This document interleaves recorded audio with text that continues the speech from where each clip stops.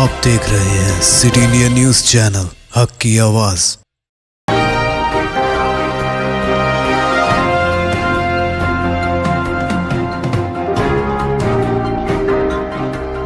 अस्सलाम वालेकुम, मैं हूं Sheikh Umar. City India news में आप तमाम का खैर मकदम है। आइए देखते हैं रियासती खबरें।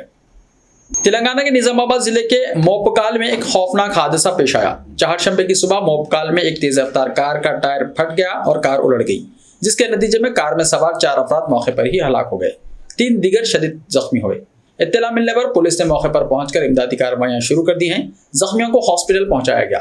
बताया जाता है कि यह हादसा उस वक्त पेश आया जब एक कार हैदराबाद से निर्मल जा रही थी। पुलिस ने बताया कि हादसे के वक्त कार में 7 अफराद सवार थे और मरने वालों में 2 बच्चे भी शामिल हैं। मरने वालों की फौरी शनाख्त नहीं हो सकी, अलबत्ता उनका ताल्लुक हैदराबाद के टोली चौकी से बताया गया है। मुकदमा दर्ज कर लिया गया है और तफ्तीश जारी है।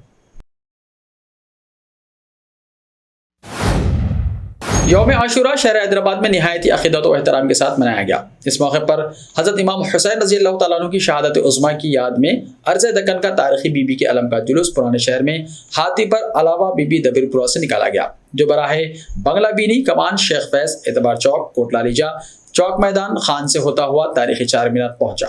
इसके बाद यह जुलूस 4 कमान गुलजार हाउस से होता हुआ कदम रसूल पंजा शाह पहुंचा, जहां मजलिस बर्पा हुई। इस मौके पर मुख्तलिफ शिया अंजुमनों की जानिब से मातम किया गया।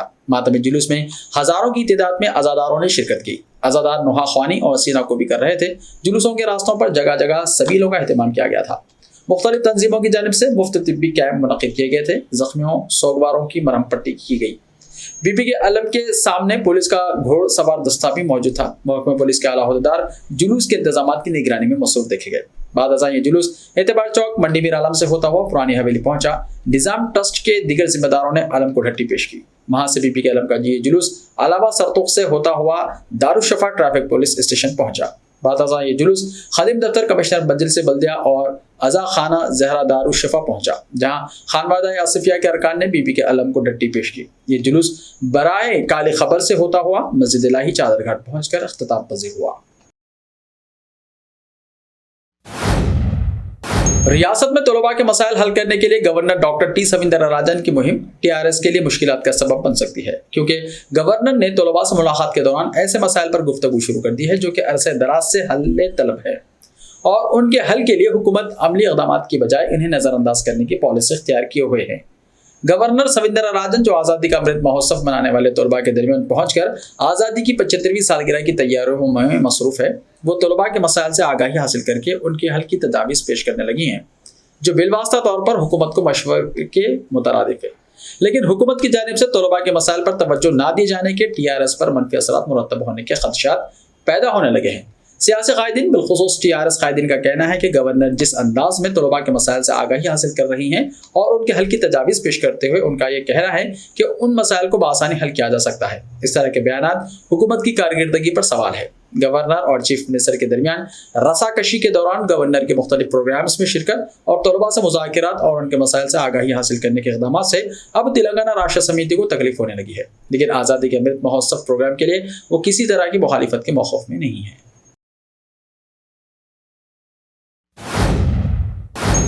तेलंगाना में पुलिस कांस्टेबल के तहरीरी इम्तिहानात को 1 हफ्ते के लिए मुलतवी कर दिया गया है। Telangana state level police recruitment board ने बताया कि 21 अगस्त को मुनक़िद होने वाले कांस्टेबल प्रिलिमिनरी एग्जाम को मुलतवी करते हुए 28 अगस्त को मुनक़िद करने का फैसला किया गया है। बोर्ड ने बताया कि तकनीकी वजूहात की वजह से कांस्टेबल के तहरीरी इम्तिहान को मुलतवी किया गया है। वाज़ेह है कि इतवार 7 अगस्त को SI प्रिलिमिनरी इम्तिहान का इनेकाद किया गया है। पुलिस कांस्टेबल की 15,644 जायदादों के लिए 25 अप्रैल को नोटिफिकेशन जारी किया गया। इसके अलावा मजीद 614 एक्साइज कांस्टेबल्स की जायदादों के लिए 28 अप्रैल को नोटिफिकेशन जारी किया गया। कांस्टेबल जायदादों के लिए 6,50,000 उम्मीदवारों ने दरख्वास्त दाखिल की हैं। अहदेदारों ने बताया है कि कांस्टेबल प्रिलिमिनरी इम्तिहान के लिए शहर हैदराबाद के साथ रियासत के 40 मुकामात पर इम्तिहानी मराकज़ कायम किए गए हैं।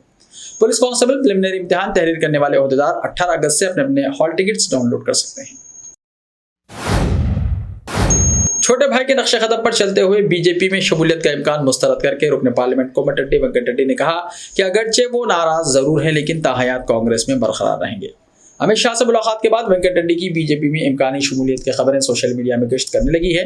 उनके छोटे भाई रुकने असम्बली राजगोपाल रेड्डी ने बाकायदा बीजेपी में शमूलियत अख्तियार कर ली।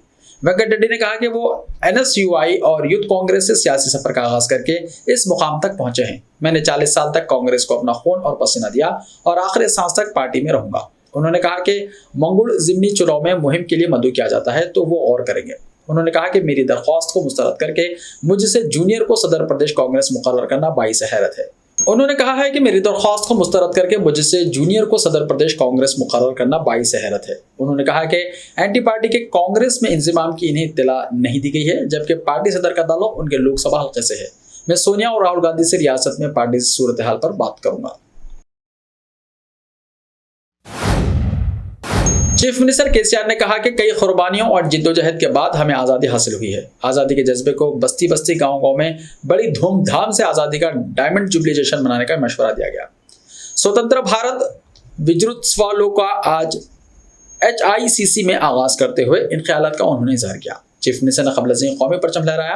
बादअता खिताब करते हुए जिद्दोजहद आज़ादी में गांधी जी की खिदमत की सताइश की। आज़ादी के इन 75 साल के दौरान मुल्क को तरक्की देने के लिए किए गए काम पर रोशनी डाली। मौजूदा नई नस्ल जिद्दोजहद आज़ादी की कुर्बानियों से वाकिफ नहीं है और इससे नई नस्ल को वाकिफ कराना हम सबकी जिम्मेदारी है। वज़ीर आज़म नरेंद्र मोदी की कुल जायदाद 2 करोड़ 23 लाख रुपए है। वज़ीर आज़म के पास जो भी जायदाद है वो बैंक डिपॉजिट की शक्ल में जमा है। इसके साथ साथ उनके पास कोई जमीन या मकान नहीं है। इस बात का इंकिशाफ वज़ीर आज़म ऑफिस के वेबसाइट से हुआ है। ऐसे ही ताज़ा तरीन खबरों के लिए देखते रहिए सिटी इंडिया टीवी। तो मिलते हैं कल, तब तक के लिए अपना ख्याल रखिए। अल्लाह हाफ़िज़।